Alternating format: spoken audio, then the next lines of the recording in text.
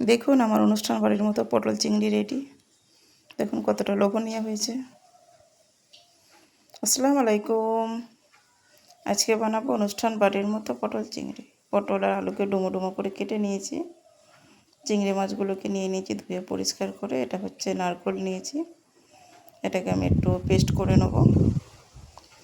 এটা মিক্সিং পট নিলাম, এর মধ্যে টমেটো দিলাম, পেঁয়াজ,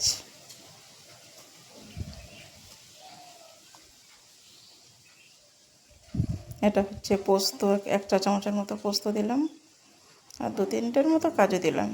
দিয়ে এটা পেস্ট বানিয়ে নেব। কড়াতে সাদা তেল দিলাম, এর মধ্যে এবার আমি পটলগুলো দিয়ে দেবো।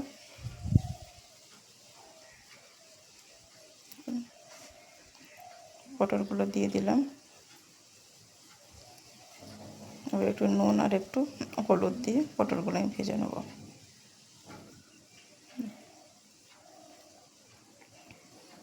একটু নাড়াচাড়া করে নেবো, ভালো করে ভেজে নেব।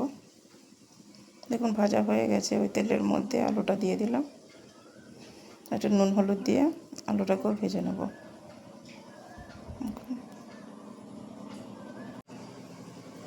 দেখুন আলুও ভাজা হয়ে গেছে, এবারে তুলে নেব।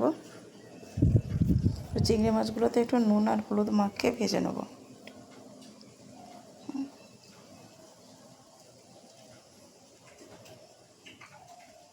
একটু নাড়াচাড়া করে নিলাম। দেখুন চিংড়ি মাছও ভাজা হয়ে গেছে।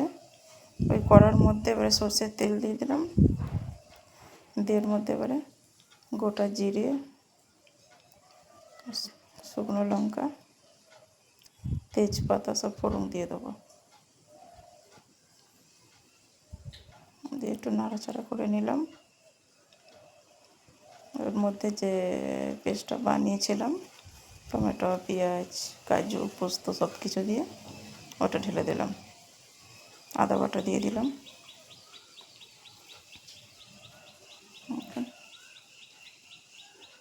এবারে মশলাগুলো দিয়ে দেবো। হচ্ছে কাশ্মীরি লঙ্কার গুঁড়ো, জিরে গুঁড়ো, হচ্ছে হলুদ গুঁড়ো,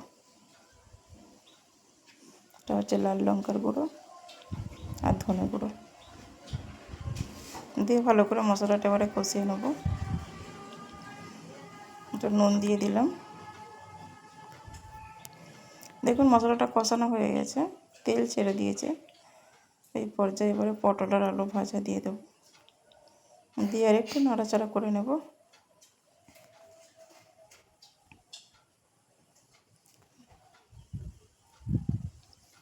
নাড়াচাড়া করে নিয়েছি। এবারে যে নারকেলের দুধটা বানিয়েছিলাম, মানে নারকেল পেস্ট, সেটা দিয়ে দিলাম।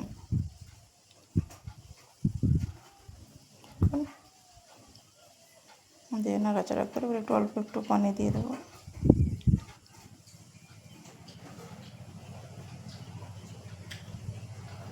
ওপর থেকে একটু তেজপাতা, ধনে পাতা দিলাম, আর একটু চিনি। এটা হচ্ছে ম্যাগি মশলা, এটা হচ্ছে ঘি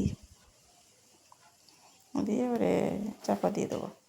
দেখুন রেডি আমার অনুষ্ঠান বাড়ির মতো পটল চিংড়ি।